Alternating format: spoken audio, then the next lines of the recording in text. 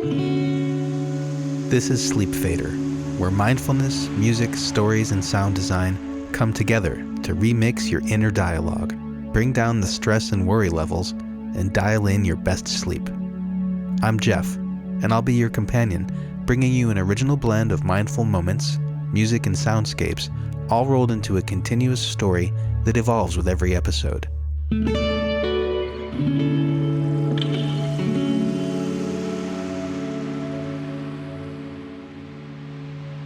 Hey, I'm Jeff, and welcome to the first episode of SleepFader. I've designed this series to help you unwind gradually. If, like millions of other people, you sometimes struggle to fall asleep because you're replaying your day in your mind, or worrying about things that may or may not happen, well, have I got a story for you. Much more than a story, really, and you can learn about how and why I developed this series at SleepFader.com. But here's all you need to know for now. In each episode, we're going to hang out in the studio lounge and listen to some music. Then I'll play some sounds and tell you a story. Each episode is a new chapter. And every show ends with relaxing sounds that fade out while you drift off to sleep. Sounds nice, right? But before we get to it, words, music, and sound for SleepFader are written, composed, produced, and engineered by yours truly. For now, SleepFader is ad-free.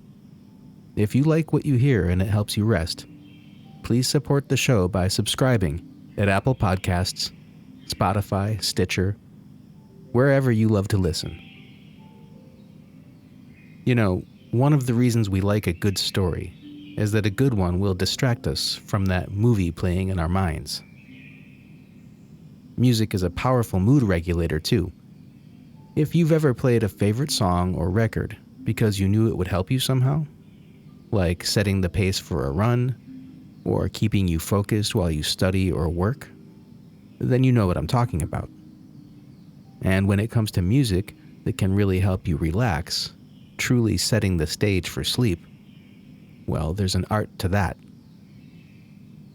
Take this simple drum and bass pattern, for example.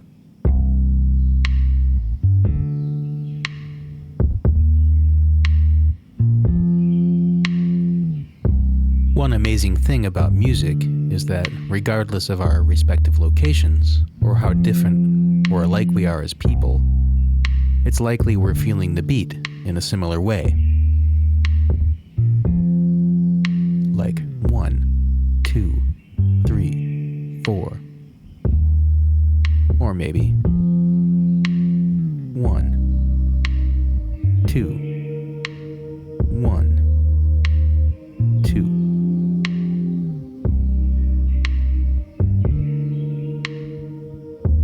However it hits you, we can all feel the pulse of a relaxed groove and its effects. It kind of makes sense that if I play something slow and relaxed for you, and you pay close attention, really hearing the sound of the strings, and noticing the notes as they pass by, it makes sense that the stuff happening inside, your thoughts, your body movements, even your breathing, will begin to relax too. And I'm not just making this stuff up. It's real, and there's a name for it. Researchers and music therapists call this musical entrainment. Most of the rest of us just call it chillin' out.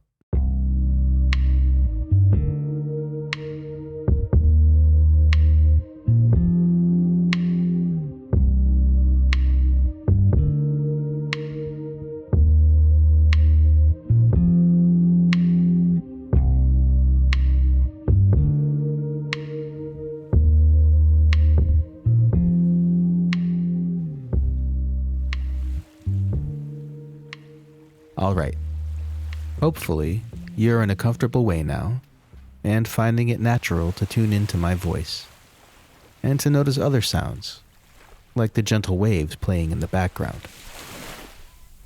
Now is the time to leave behind concerns of the day or thoughts of tomorrow. and to open yourself to a new story as it unfolds from the beginning, here and now. Let's take a walk.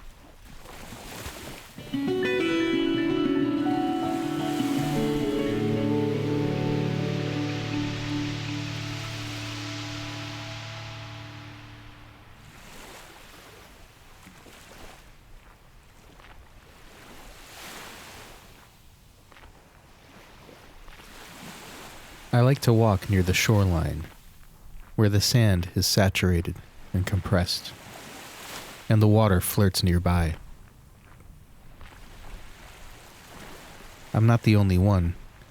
On my left, a pair of footprints makes a loose trail that leads up the beach as far as I can see.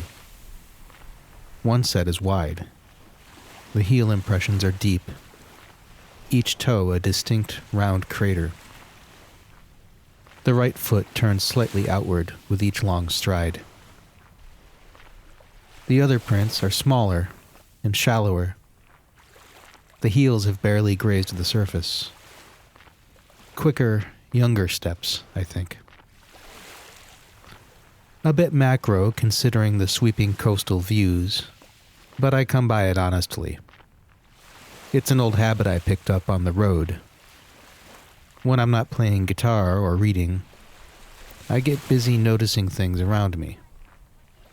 Details, sometimes patterns.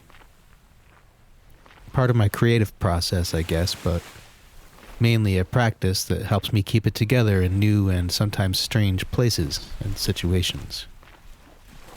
Like a Zen Sherlock Holmes, my method is founded on the observation of trifles.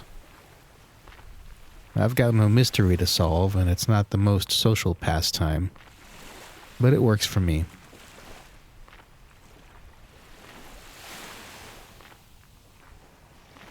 I follow beside the footprints, making it a trio of tracks and escaping the noise and congestion of the parking area, the beach concessions, and the spots where people have gathered to swim. I narrowly avoid a battalion of toddlers armed with plastic shovels and splashing buckets, as they run back and forth between the foamy, slapping waves and their weary-looking parents who, sticking close to their coolers, drape themselves over low beach chairs or lounge on a sun-bleached mosaic of blankets and towels.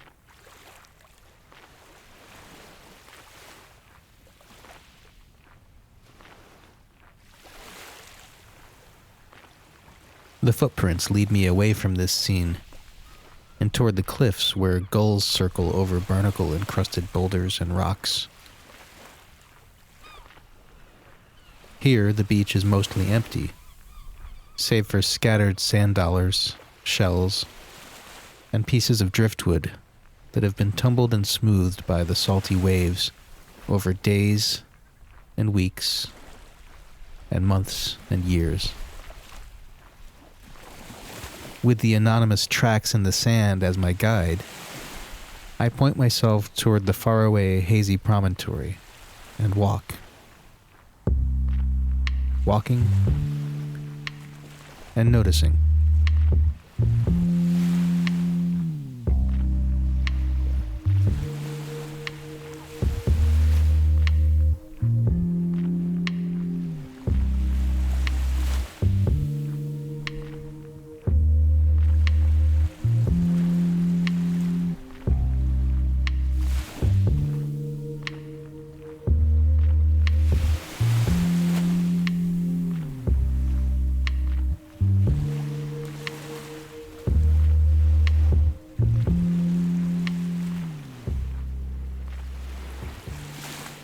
A cool breeze draws my attention toward the water.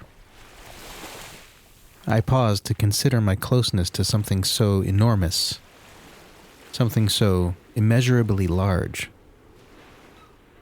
To stand in the same place and time, with an elemental body so boundless and unconcerned with the goings-on that occupy daily life, both overwhelms and grounds me. After I've gone home and showered off the sand, and probably some of the borrowed tranquility I've found, this place will continue to be as it always is. As it always was.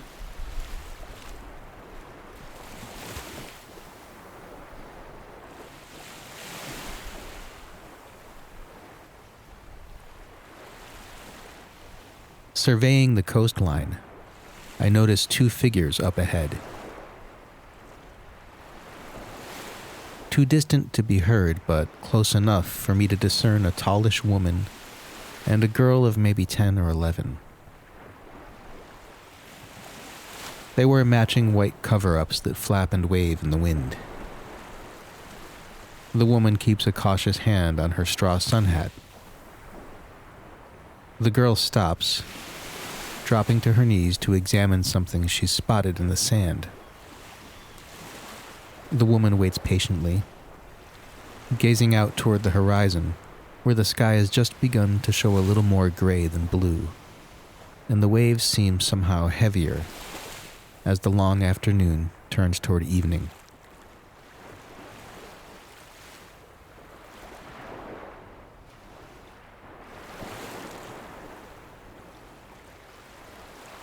The girl holds up her prize so the woman can see. Probably a seashell, or, if she's been especially lucky, a piece of sea glass. Translucent amber or green. Organic looking, polished like a stone. The woman bends down to examine the treasure, holding her hat against the wind. My breath catches when their faces suddenly turn toward me. Still too far away to hear, but now close enough that I can see their lips moving.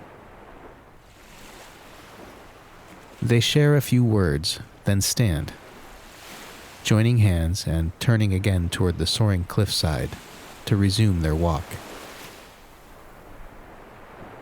The sea breeze broadcasts a few notes of mellifluous laughter as the girl tosses her find over her shoulder, back into the sand.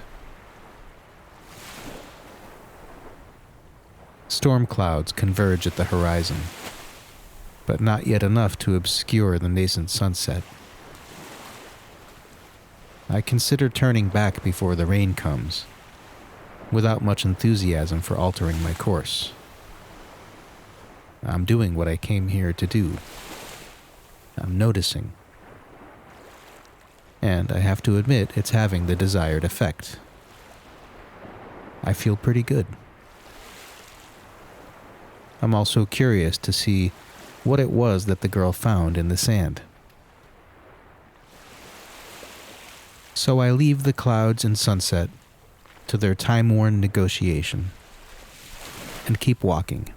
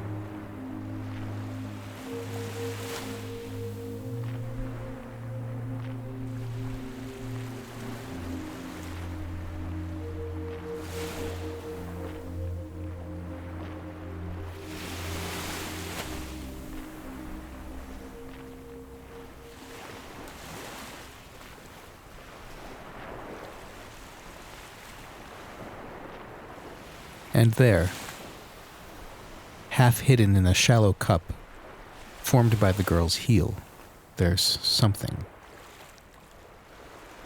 I hunker down to investigate.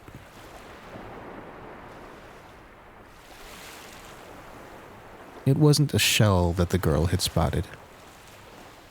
Not a piece of sea glass, or a bottle cap, or anything else I'd expect to find washed up on the beach.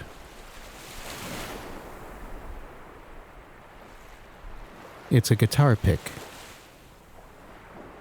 delicately shaped in flat onyx stone. A rounded black triangle, cross-hatched with faint ribbons of silver that wink in the diminishing daylight. Of all the things for me to find.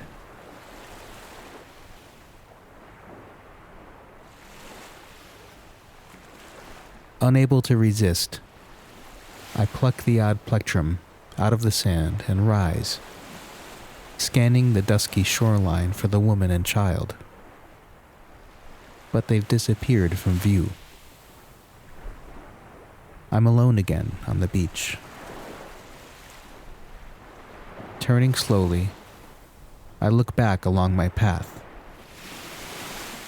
Only my own footprints lead up to where I stand. I stare back along the shoreline toward the cliffs. Of the tracks I've been following from the start of this expedition, there are no signs at all.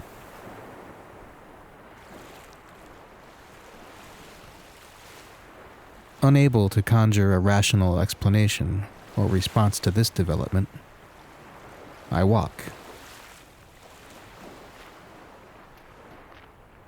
I walk along the shoreline's vacillating edge, wondering whether it was me following the footprints, or if somehow the tracks were leading me.